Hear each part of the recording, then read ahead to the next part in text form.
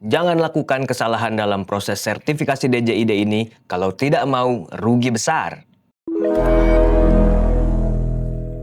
Seperti kita ketahui bahwa dalam bisnis, efisiensi waktu itu sangatlah penting. Setiap perusahaan pasti sudah memiliki rencana, sudah memiliki agenda masing-masing, di mana semuanya mengacu terhadap waktu dan harus dilakukan seefisien mungkin supaya perusahaan tidak rugi dan bisa mendapatkan keuntungan lebih besar. Di sisi lain, proses Indonesia Type Approval atau sertifikasi DJID itu membutuhkan waktu. Jika Bapak Ibu melakukan pengujian produknya terlebih dahulu di balai uji yang ada di Indonesia, prosesnya memakan waktu sekitar 4-6 minggu. Bisa diketahui bahwa lebih dari 1 bulan Bapak Ibu harus melakukan proses sertifikasi DJID ini. Dan sudah pasti ini harus diagendakan supaya agenda perilisan produk telekomunikasi yang disertifikasi tersebut tidak molor dan akhirnya bisa merugikan perusahaan karena harus membayar denda, harus kehilangan kepercayaan, dan lain sebagainya. Salah satu langkah untuk mengefisiensikan waktu tersebut adalah Bapak Ibu harus memahami betul-betul terkait proses sertifikasi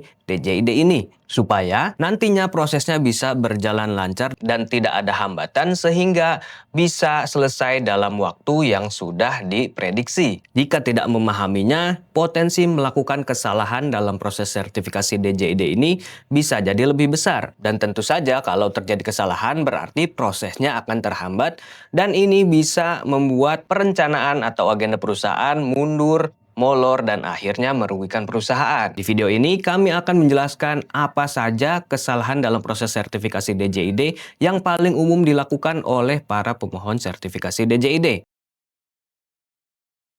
Sebelum kita masuk ke pembahasan utama, perlu diketahui terlebih dahulu apa itu proses sertifikasi DJID. Ini khususnya berlaku untuk para pelaku usaha produk telekomunikasi yang ingin memperjualbelikan produknya di Indonesia, atau pihak manapun yang mau menggunakan produk telekomunikasi di Indonesia. Proses sertifikasi DJID ini sendiri dilakukan dengan tujuan untuk memastikan produk telekomunikasi yang nantinya beredar di Indonesia itu aman digunakan oleh masyarakat. Selain itu, kualitas produk tersebut juga perlu dipastikan, karena jika tidak tersertifikasi, kita tidak mengetahui bagaimana kualitas produk tersebut terutama pada fitur telekomunikasinya. Bisa jadi fitur telekomunikasi tersebut mengganggu produk lainnya ketika digunakan, dan tentu saja ini akan merugikan produk telekomunikasi yang lain dan bisa mempengaruhi bisnis dari perusahaan yang lainnya. Apalagi jika ternyata produk tersebut termasuk ke dalam produk yang berbahaya. Selain menimbulkan masalah tadi,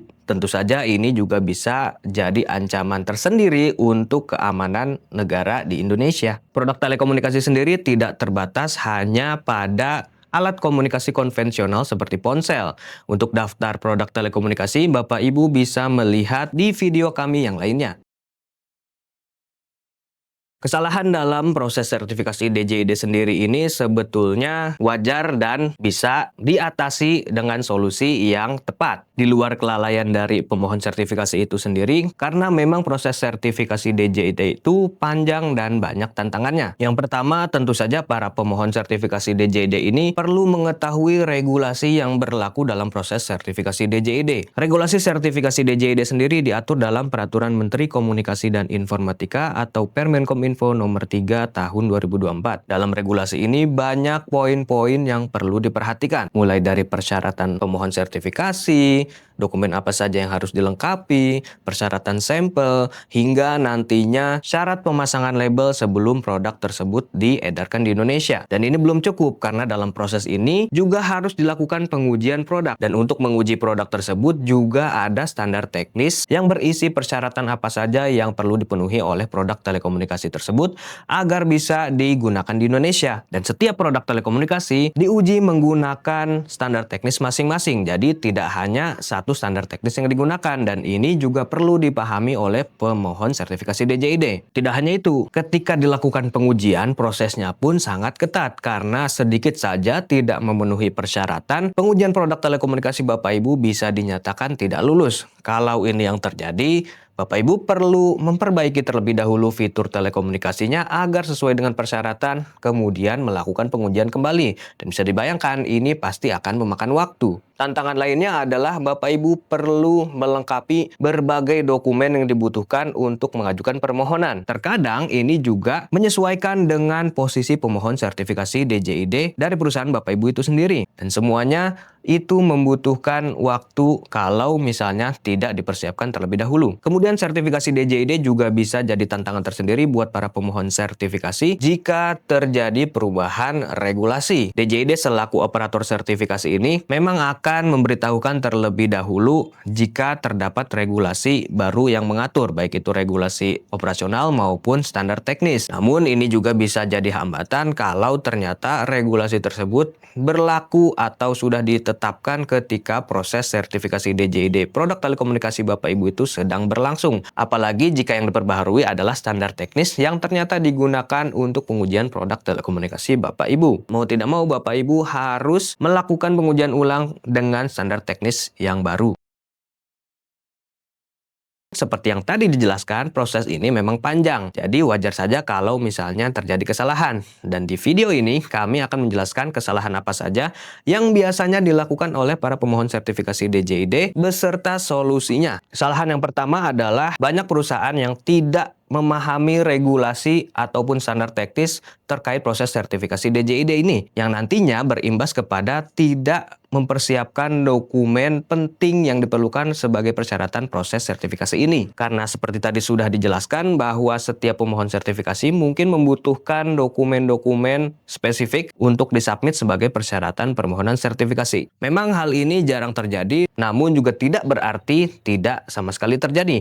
Karena ini pernah kami rasakan ketika semuanya sudah selesai, ternyata ada dokumen yang belum dipersiapkan. Walhasil, perusahaan harus mempersiapkan dokumen tersebut terlebih dahulu dan akhirnya waktu untuk mengajukan permohonannya jadi molor.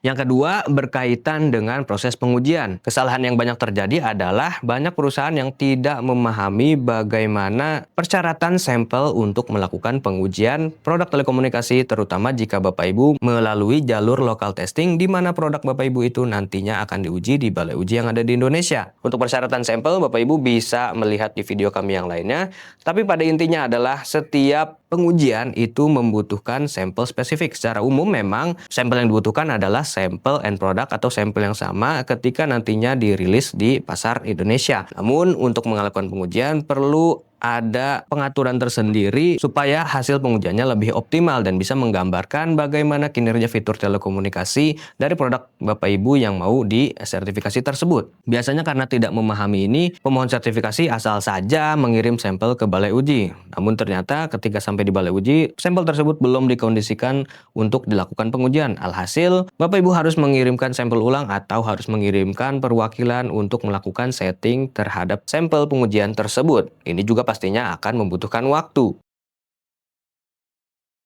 Kesalahan yang ketiga juga masih berkaitan dengan regulasi dan pengujian sampel. Ini biasanya terjadi karena pemohon sertifikasi tidak memahami parameter pengujian untuk produk telekomunikasi yang mau disertifikasi. Di dalam standar teknis sendiri terdapat parameter atau persyaratan yang perlu dipenuhi produk telekomunikasi. Jika Bapak Ibu memahami standar teknis ini, Bapak Ibu bisa mengetahui terlebih dahulu bagaimana persyaratan fitur telekomunikasi dari produk Bapak Ibu yang mau disertifikasi. Jadi bisa disesuaikan terlebih dahulu sebelum dilakukan pengujian. Karena tidak mengetahui parameter dan persyaratannya ini, alhasil pengujiannya tidak sesuai dengan persyaratan yang ditentukan. Ujungnya Bapak Ibu harus memperbaiki terlebih dahulu, kemudian melakukan pengujian ulang terhadap produk tersebut. Lagi-lagi ini bisa memakan waktu. Jika Bapak Ibu menggunakan jasa sertifikasi DJID dari Dimulti Indonesia, Bapak Ibu bisa berkonsultasi terlebih dahulu kepada kami. Bapak Ibu bisa mengirimkan spesifikasi produk telekomunikasi yang Bapak Ibu mau sertifikasi terlebih dahulu, kemudian kami akan menjelaskan parameter apa saja yang dipersyaratkan untuk produk tersebut.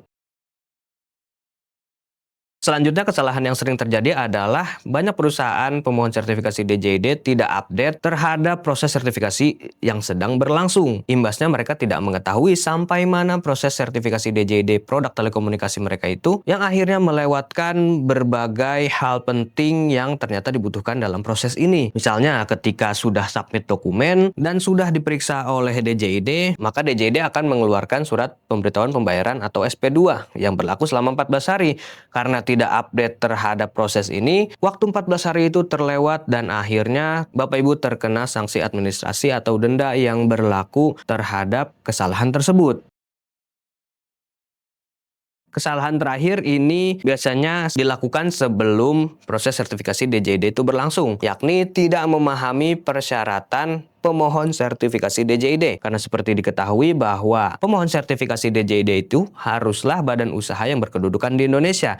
Jadi kalau produk telekomunikasinya berasal dari luar negeri, harus ada perwakilan lokal yang ada di Indonesia, baik itu importir, distributor, atau lain sebagainya. Yang sering terjadi adalah sebuah perusahaan atau manufaktur dari luar negeri memiliki distributor atau importir serta perwakilan lokalnya di Indonesia. Kemudian terjadi kebingungan mana yang harus menjadi pemohon sertifikasi DJID terhadap produk telekomunikasi yang mau diperjualbelikan di Indonesia. Akhirnya pihak-pihak tersebut harus berdiskusi terlebih dahulu dan diskusinya berlangsung sangat lama. Karena memang sebagai pemohon sertifikasi DJID tanggung jawabnya itu sangat besar. Akhirnya yang terjadi adalah untuk mengajukan permohonannya menjadi lebih lama dan ini bisa merugikan kalau sampai mengganggu agenda perusahaan. Jika Bapak Ibu menggunakan jasa di Multi Indonesia, Bapak Ibu bisa berkonsultasi kepada kami terlebih dahulu karena kasus ini memang sudah banyak terjadi dan kami bisa memberikan masukan ataupun solusi mana pihak yang lebih baik menjadi pemohon sertifikasi DJID.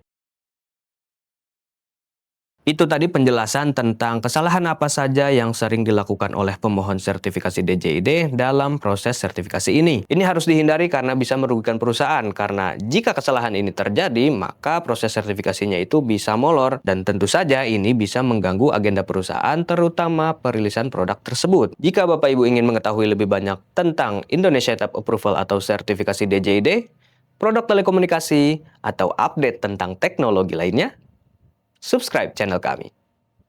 Sampai jumpa di video selanjutnya.